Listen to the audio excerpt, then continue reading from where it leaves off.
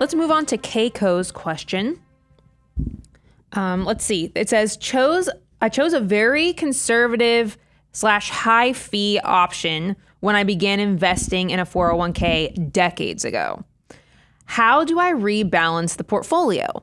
I've never rebalanced. I'm a low earner and need money to have better gains. So what do they do in this Can I situation? tell a story and then you kind of give the teaching stuff? I love Brian Preston story time. No, Keiko, I was on a school board for 7 years, a larger school system in the state of Georgia.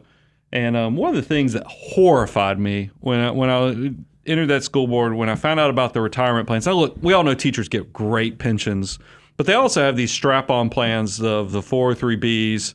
And when I got there, now realize this is decades ago, so things have changed. I think even legislation has changed. But I found out that there was some annuity companies that on purpose were convincing the teachers, whatever money they put in, to make it as conservative as possible by putting it into the guaranteed, the stable value funds. Stable value, yep. And the reason is because scared, no, if you're in a stable value, they feel like it's guaranteed. So if the market's making money, these people aren't paying attention, so they don't care. They just in their stable value. But if the market gets scary, these people in these stable values are going to feel great about it. Mm-hmm. But they're actually walking away from, because you can't touch this money until you're 59 and a half anyway. Mm-hmm.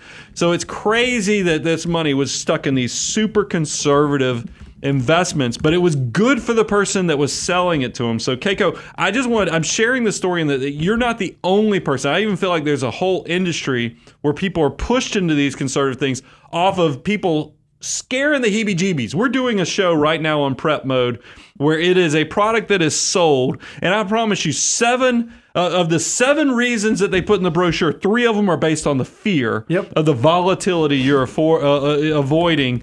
So you're not the only one that's fallen into this trap. There is a better way, though. And so I love that your question was, hey, I've got this. Number one, how do I rebalance? Well, what's great, a lot of people don't recognize this. When you rebalance inside of any sort of retirement account, like a 401k or an IRA, there's no taxation. There's no taxability. So it's really, from a friction standpoint, it's easy to trade out your investments inside of your retirement account. So don't let that be something that's causing you to not do it.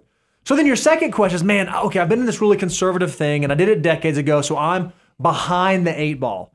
So often we see people get behind in their savings, get behind in their goals. They say, you know what? I got to go out on the risk spectrum. I got to figure out, how do I take more risk to get a bigger rate of return to make up for lost time?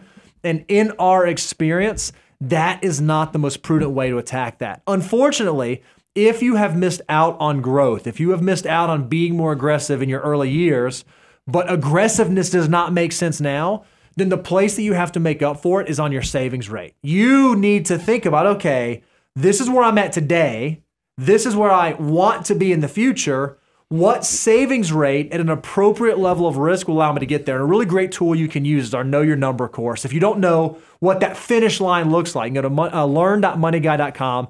Check out the Know Your Number course to figure out, okay, where do I need to be to live the lifestyle that I want to live? And rather than figuring out, okay, how do I ratchet up my rate of return from 8% to 12%, you figure out, how do I ratchet up my savings rate from 20% to 30%? What can I cut back on now to get those dollars working for me? Because one of the, again, this is an opinion, one of the worst things that you can do is get way too aggressive, way too late in life. And just because you think you have the tolerance for that level of risk, you may not actually have the capacity for that level of risk. Meaning you got real aggressive to make up time, and then 2008 happened. You got real aggressive to make up time, and then 2022 happened. If you're at or near the financial independence or the retirement or the stepping away from the workforce point, you don't want to be in a portfolio like that does not match the life circumstance that you're currently in. Yeah, desperation makes a great plot for a movie or a TV series. Doesn't make a great plot for your retirement. Mm-hmm. So make sure you're doing the plan. Don't try to make up all the years by swinging for the fences. Bo is spot on.